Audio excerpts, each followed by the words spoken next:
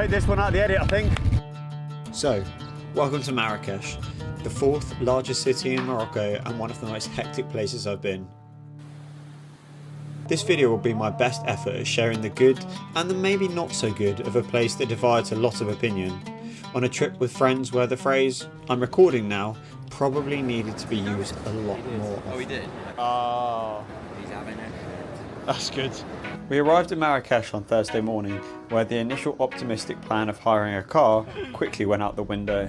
Tom's previous question was, is it one of those places where if there's space you go? Oh, yeah. I would give that a solid probably. Crazy. I don't want to hire the car. I was going to say, who's planning to drive the hire car? Tom, can you do an interview for me? Just wind down the... Still, having been dropped off by our airport transfer, we now followed a randomly assigned man through the streets and the alleyways of an unknown country.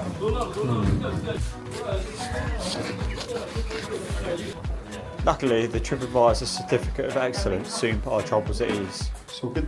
Don't worry about it. It's all good. Oh, thank you. Joking aside, we were staying in a very tranquil riad, located in the Medina, and the hosts were always so friendly and welcoming, and also happy to be on film.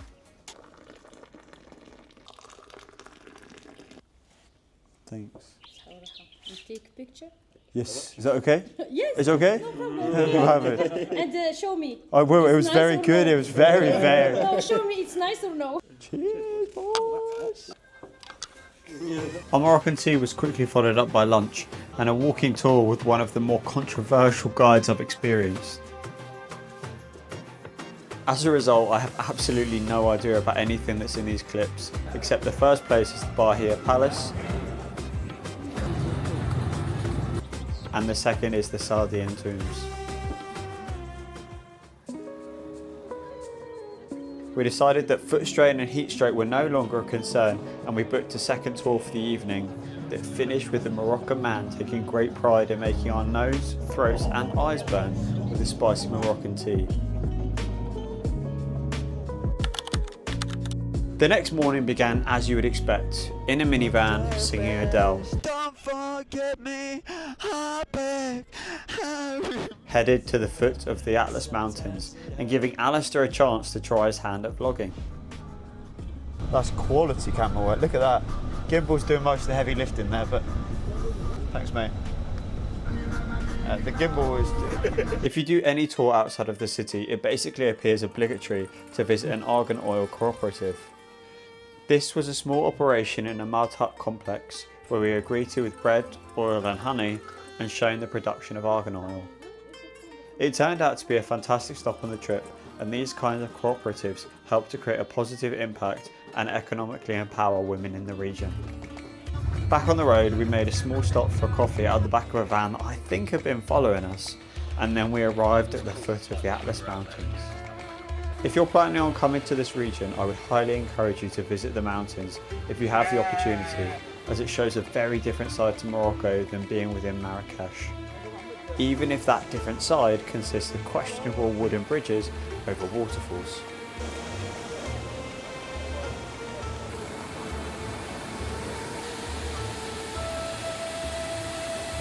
By lunchtime we had reached our intended destination, some guy's rooftop.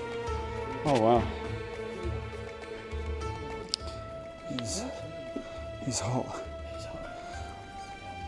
It wasn't bad until... But it's worth it for the view.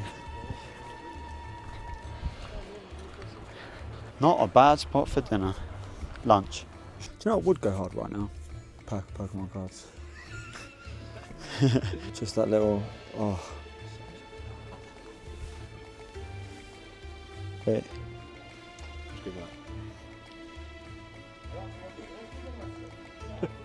Oh, Shocking. That actually does look really good.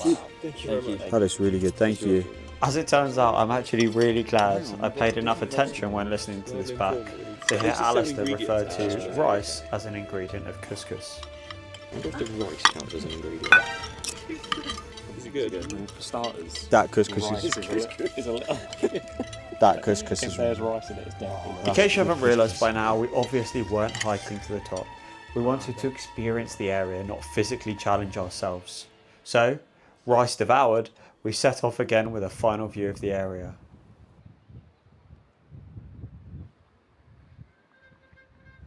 Back in Marrakesh, I started recording just in time to capture the end to this bizarre conversation. I don't want to see them naked. He's a liar. To make spaghetti with scrub.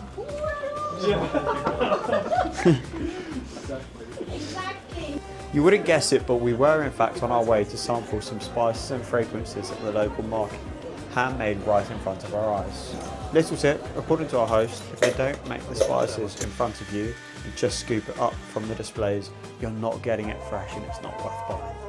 The sun had now set and the central square was livelier than ever, although this is all the footage I was prepared to capture as I didn't want my camera to get stolen.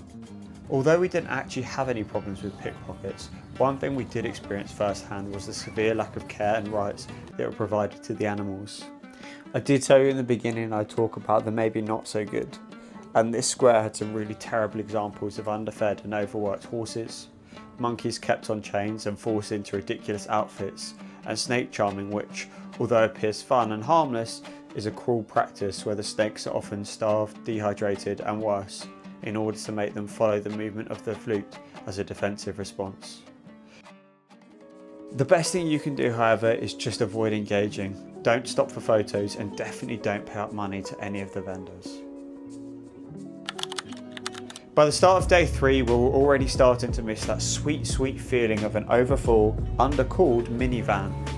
And so we took a 3-hour journey to the coastal town of Essaouira. Our primary motive for being here was quad biking through the dunes, an experience I nearly didn't film as I realised I put my action camera into photo mode.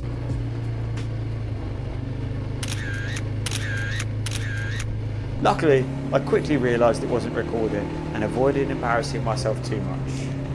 That is until all 4 of us got stuck up the side of the dune.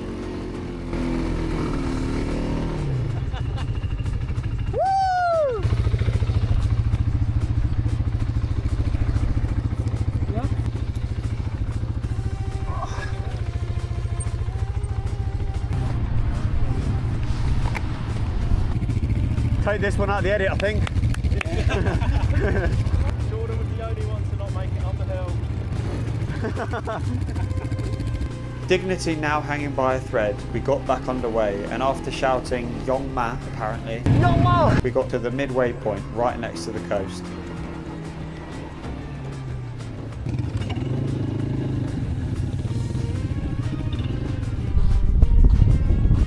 Hey man. Oh, he's gone.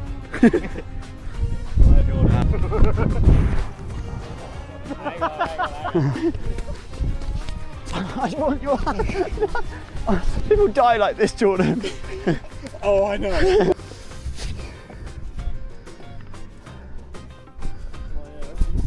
We got back underway, and now with embarrassment firmly in our rearview mirror, the only thing we could do next, of course, was for me to have a near miss and Alice to have a crash.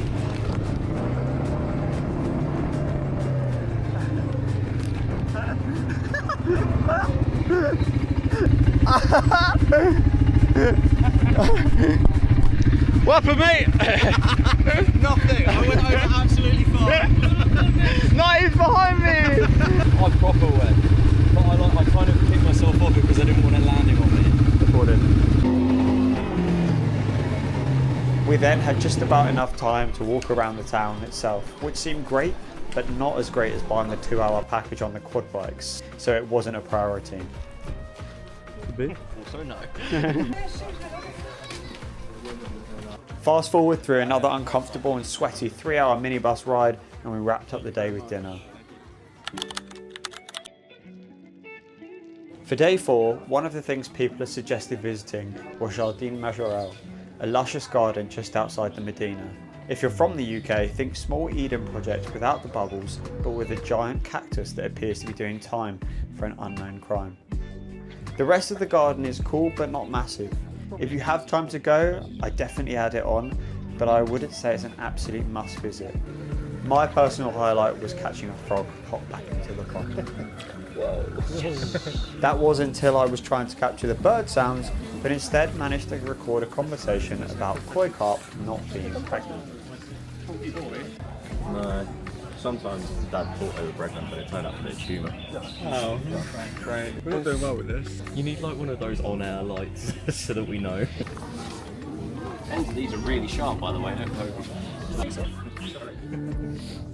Jardine now complete. The rest of the day involved trying to avoid being part of an insurance claim, walking through the streets some more, and then one last lunch looking out across the city.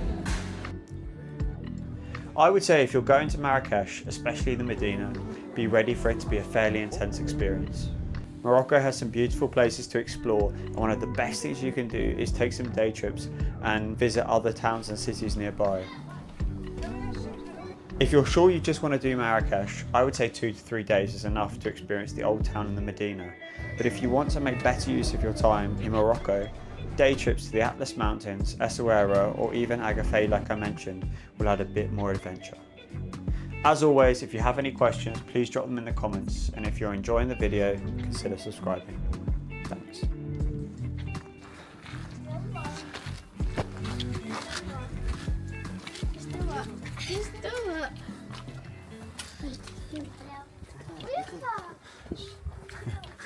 Hello.